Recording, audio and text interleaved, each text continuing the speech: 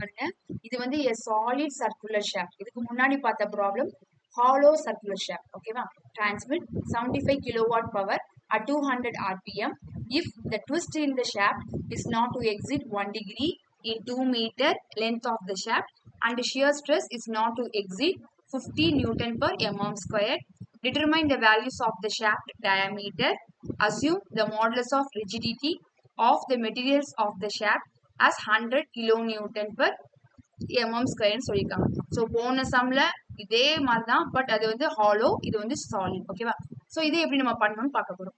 So இங்க பாருங்க power நம்ம என்ன கொடுத்துருக்காங்க 75 கிலோவாட். அப்போ கிலோவாட்னால என்னது பவர். ஸோ பவர் 75 கிலோவாட், இது இன்டு 10 பவர் 3 கன்வெர்ட் பண்ணியாச்சு. 200 rpm. So speed 200 rpm. If the twist, so ட்விஸ்ட்னானது theta, theta is equal to 1 டிகிரின்னு கொடுத்துருக்காங்க. வேர்டிங்ஸ் நல்லா பார்க்கணும்.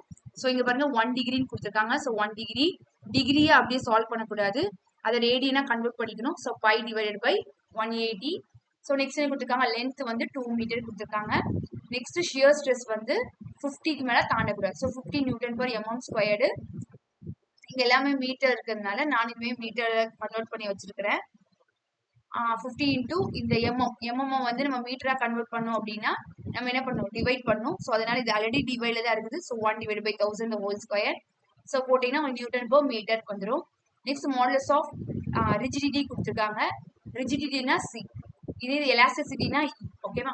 So 100 kilo newton. இது வந்து நியூட்டன்ல இருக்குது, அது என்ன பண்றாங்க கிலோ நியூட்டன் நியூட்டனா மாத்தினா 10 power 3 newton per metre square. ஓகேவா? நெக்ஸ்ட் இது வந்து சாலிட் ஷாஃப்ட். அப்ப என்னது எப்பவுமே என்ன சொல்லியிருக்கேன் நான், பவர் கொடுத்துட்டாலே பவர் ஸ்பீட் கொடுத்துட்டாலே P is equal to 2 pi NT divide by 60 தான் நம்ம ஃபர்ஸ்ட் நம்ம கால்குலேட் பண்ணோம்.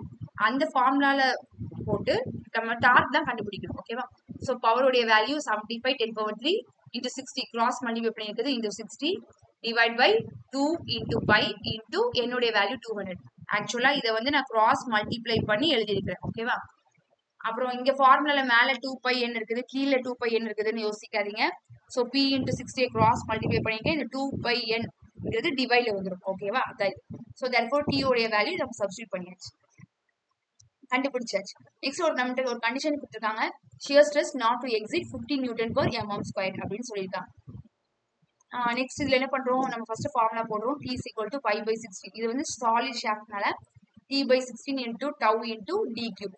இதே இது ஹாலோனா capital D naught power 4 minus small d naught d power 4 divide by d naught வந்திருக்கும். இது வந்து சாலிட்னால நமக்கு ஒரே d cube தான். T உடைய வேல்யூ நமக்கு தெரியும், pi by 16 tau சொல்லியிருக்காங்க. நம்ம ஆல்ரெடி நம்ம கன்வெர்ட் பண்ணி வச்சிருக்கிறோம். பாருங்க கன்வெர்ட் பண்ணி வச்சிருக்கோமா, இந்த வேல்யூவை போட்டு சப்ஸ்டியூட் பண்ணிருங்க இன்டு d cube. நெக்ஸ்ட் என்ன பண்ணுங்க, இந்த ஆன்சர் இங்க இருக்கிற டிவைட், இங்க போகும் மல்டிப்ளிகேஷன், இங்க இருக்கிற மல்டிப்ளிகேஷன் கீழே போகும்போது டிவைட் ஆயிரும் d cube. நமக்கு d cube தான் கேட்டிருக்காங்க. So therefore 3.647 into 10 power minus 4 எனக்கு d. அப்போ நான் இங்க இருக்கிற மல்டிப்ளிகேஷன் இந்த சைட் போகும்போது டிவைட் ஆயிரும்.